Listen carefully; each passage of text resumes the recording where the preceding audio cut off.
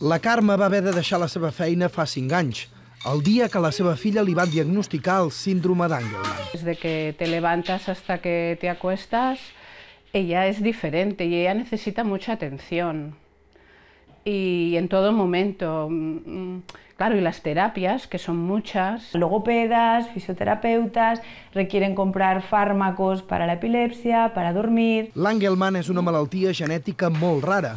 Afecta a un de cada 25.000 naixements i produeix una severa discapacitat física i intel·lectual, falta de coordinació, d'equilibri i un estat d'alegria i riure constant. Lo peor es que no me pueda comunicar, que no me pueda decir papá, que no me pueda decir, pedir simplemente para Reyes, quiero esto, quiero esto, quiero esto.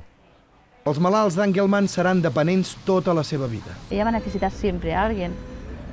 ¿Quién le va a pagar a esa persona el día que tú no estés? ¿Quién la va a cuidar?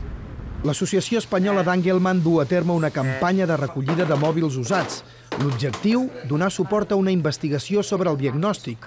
Per ara es coneixen 4 causes de la malaltia, però... Nos queda un 10% de pacientes que cumplen los criterios clínicos, pero que no somos capaces de identificar ningún fallo. Tot i el seu somriure permanent, la forma de caminar i l'ús simplista de l'idioma porten a la majoria de nens amb Angelman a comportaments antisocials.